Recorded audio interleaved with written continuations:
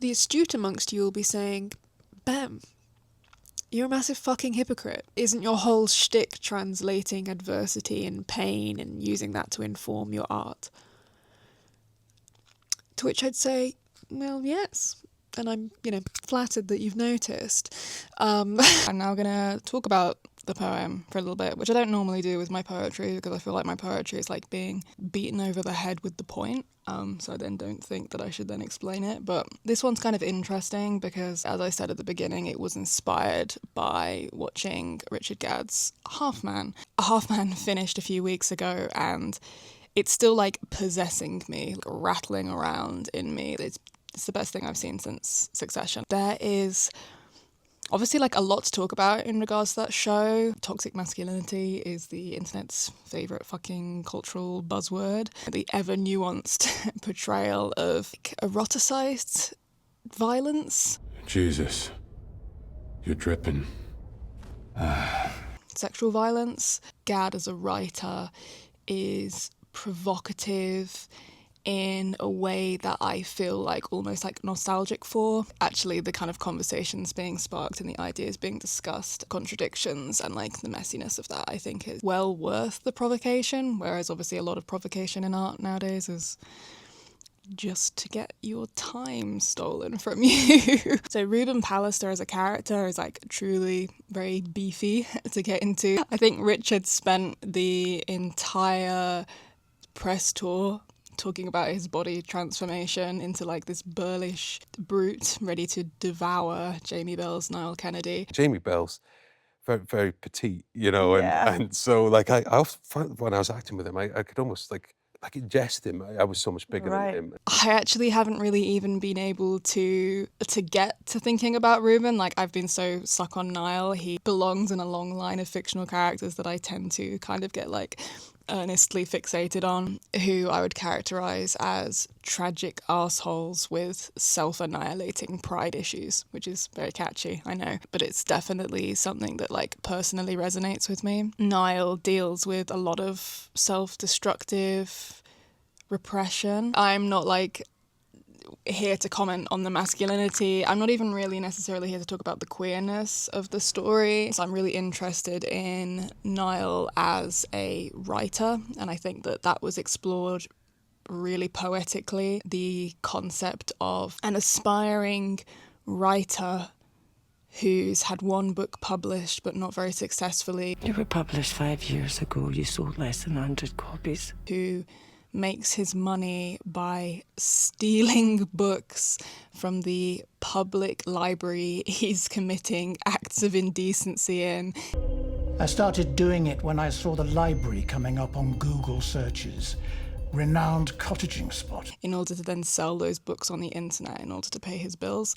There's something like so hysterical in the poetic irony of that. Ruben says, But that's Niall Kennedy. He knows what he wants. And he takes it. When Niall is like really spiralling and kind of heading towards some of his worst, which, is sort of a bottomless pit for this character. This idea of Laurie saying to Niall, give up these silly writing dreams, they're not doing you any good. You can. One of the most lethal acts of self-harm you can commit is convincing yourself you're worthy of a higher purpose. This, I think, is something that a lot of us really need to hear. And I also think it's something that a lot of us who need to hear are never going to be able to hear.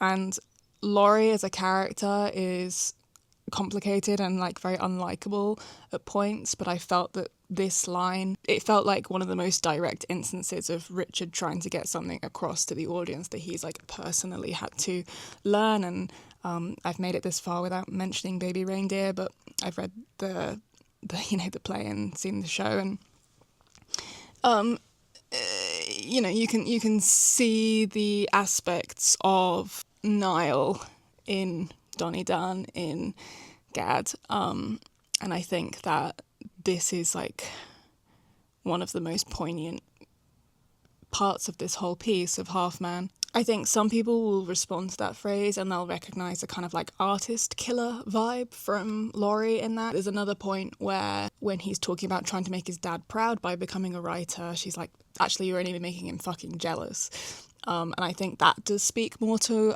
this idea of like people who haven't been successful in their creative pursuits can like try and put other people off from pursuing them. But I don't see that line as her saying that to him. I really do think it is like a very, very, very, very hard truth that is like very difficult to hear for a lot of us who are like creatively inclined and like pursue that as a way to cling to a sense of identity, to restore like faith in the world. And that sort of brings to why I find Niall personally like very resonant and like compelling. And it would be because I'm so familiar with like existing in the wake of disillusionment and ego death, having to, you know, cling to some kind of faith. Often when I talk about faith, I think that the immediate jump that a lot of people jump to obviously is religion, and that's really not what I'm talking about. I definitely operate under this idea that faith, hope and desire are very much like parallel to one another in the way that we engage and interact them, and they sort of like mirror one another across our life. I think I'm very like skeptically inclined and a problem solver, and because I face continuous like hostile and uncertain circumstance, I'm kind of like envious of people who are able to have that faith and who are able to take that leap beyond logic in the face of insufficient evidence, right? That's what I'm saying about like it doesn't have to be religious, but obviously like if you're seeking faith to help you cope, it's basically like a bog off, like a buy one get one free, like because you get the guidance and you get the community. So like I really understand why it appeals. I can't get there. So you're probably wondering like where this comes into any of this. I think my point is that once the disassociation passes from like the trauma of a disillusionment, you will cling to anything to regain that sense of stability and belonging and understanding and meaning, whether that's idolatry or productivity, creativity.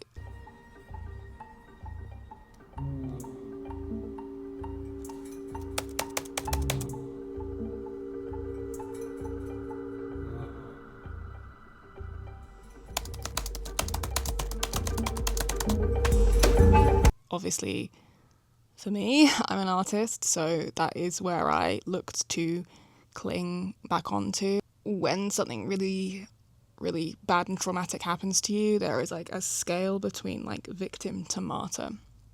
And we all land somewhere on that scale. I would say that either ends of the spectrum, if you go too severe on either ends, like you're going to find yourself kind of self-fulfilling the prophecy of self-destruction, self-denial and self-delusion. I've talked about this, about desire, in my Unobtainable Crush piece, which I still haven't made a video for yet, but it's on my Substack. One of the things for me has been understanding that my suffering and pain doesn't necessarily have any meaning. It's not a curse, but it's also not a gift. Like, I think that when you become disabled, you can kind of like cling to either ends of that. The thing is, I never really judge how anyone else chooses to assimilate essentially the cognitive dissonance that you're dealing with as someone who's disabled, is that you have to intellectually understand and emotionally understand that you don't deserve less, you aren't worth less, but society and the culture will treat you as such if you can't contribute in a way that is expected under capitalism, etc. So you have to kind of accept that the meaning that you choose to prescribe to stuff like is really what you author for it, and trying to find like the most healthy way to do that where you can regain nerve and self-compassion is really important. People do that in all different kinds of ways. For me, like using art and creativity to author that meaning has been pretty crucial to regain the nerve and audacity that I always had as a person. And it works. It's been working. But there is still an element where it goes too extreme and it does become a kind of extreme kind of form of self-harm in the way that Laurie was warning Niall, because it's a kind of grandiose kind of faith. If you're to take me from the last year, as honourable as it has been to pursue making and sharing, not just like despite my limitations, but as a way to acclimatise to them, like I'm not going to regret that.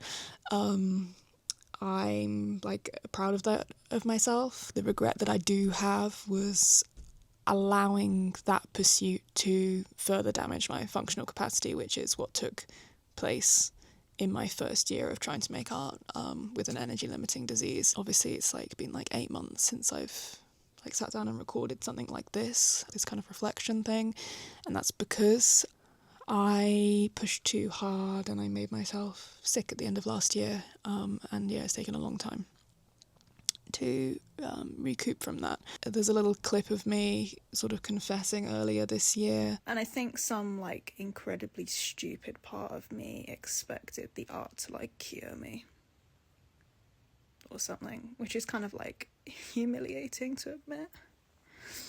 Ugh. And that's misguided and foolish and not based in reality, especially given that like I essentially predicted it. I can insert the clip of me talking about before I even started pursuing any of this. Might nourish my soul, but it might destroy my body more. So I would say that this is where the ability to resist the self-seriousness and the martyrdom has been like crucial as a survival tool to me. When you're talking about artists and writers, etc., the faith that you have to have in yourself in order to feel important enough to vocalize, share and collaborate and contribute is like something that you have to like build and invest into. And that creative ego is something that has to be nurtured and tended to. And when you become successful, that creative ego then gets professionalized, right? Because now it is more than just part of you, it's now serving you financially, reputation-wise, etc. And I think that's why like a lot of artists over time, work changes, there might be complacency, people obviously take different shifts, like there are like really extreme examples and less extreme examples of where the creative ego that gets professionalized becomes like corrosive to the quality of the work and to the authenticity of the person, and that's because it's being professionalized under the ecology of the attention economy. This poem is coming from a place of I see you, I recognize me in you. These are the ways in which artists deal with their pain and metabolize their adversity into, you know, translations, etc. So yeah, the poem is sort of self-scrutinizing in a kind of like a sick puppy kind of way, pointing and laughing at myself and to sort of poke at myself, because I think it's really important that there is a level of like humility maintained, because at the basis of it, creation should be grounded in that humility, or it will become this destructive, grandiose saying. Probably the most valuable bit of advice that I'll like ever give is that unseriousness is a survival skill, in the same way that sometimes we have to learn to withdraw to look after ourselves, or that compassion towards ourselves can be courageous. And the key element of this, which I think is actually a very crucial component to just faith in general, is doubt. I don't think that you can have faith successfully and have faith in a way that serves you unless doubt is present. I think doubt is really important in a religious sense, like spiritually, it will keep you out of cults and faith becoming dogma. Socially, that doubt and skepticism keeps you from the mob mentality, and creatively, it keeps you sharp in a sense that you are able to keep refining and challenging and pushing for that audacity. It's also obviously not good to be overbearing with the doubt, where it's crippling and it stifles you, or it keeps you from putting yourself out there at all. Rebuilding that faith in myself has